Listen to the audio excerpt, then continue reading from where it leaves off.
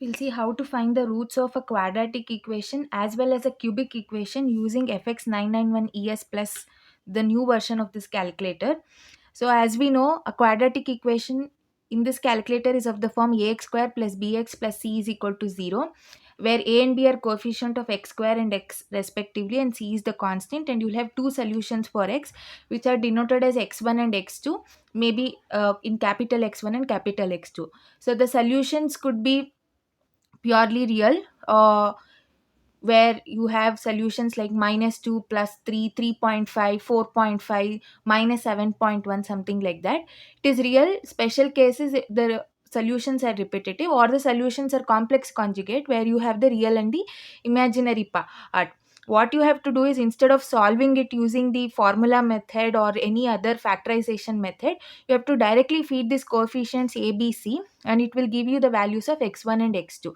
Similarly, for cubic equation, you have to feed the values of a, b, c, d. It will give you the values of x1, x2, x3, irrespective of the nature of the roots.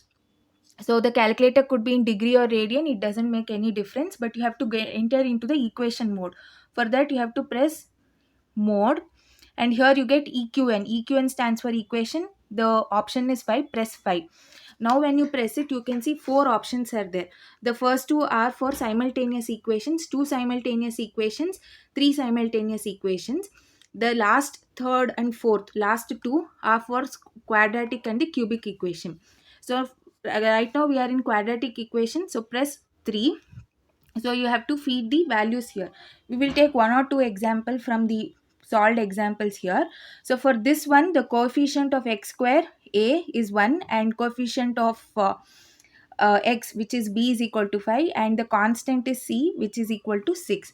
So I'll feed the same. You should get -2 and -3 as the answer. We will see. So press 1 and press equal to. B, as we have seen, it is 5. Press equal to. It will automatically ask for c. 6 and press equal to.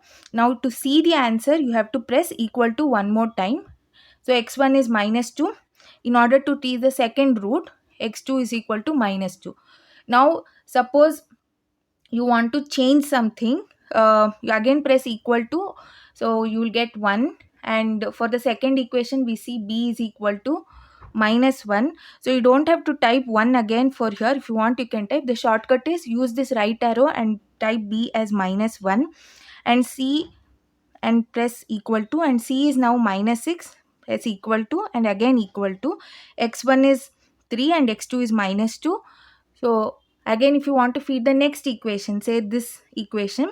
So here the coefficients are 1, 4, 4. 1 is already there for you. If you want, you can directly skip using this right arrow, or press 1 and equal to.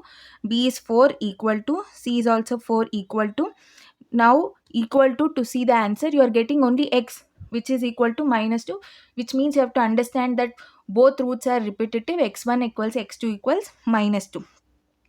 Similarly, for the complex conjugate in this part, you have to press again equal to come back to that.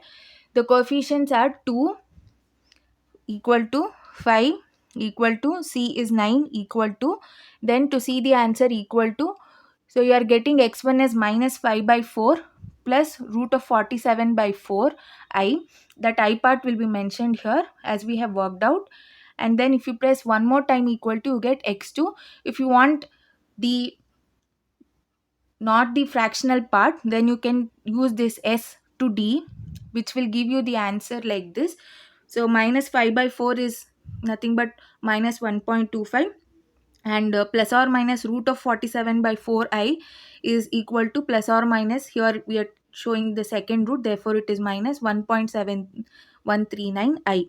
So if you want to see the answer again, you have to press equal to and just type the same thing, you will get the answer. So if you want to convert, you press s to d, and you want to go back, again press s to d, you will come back to the fractional form. Next we will see the same thing in the cubic equation.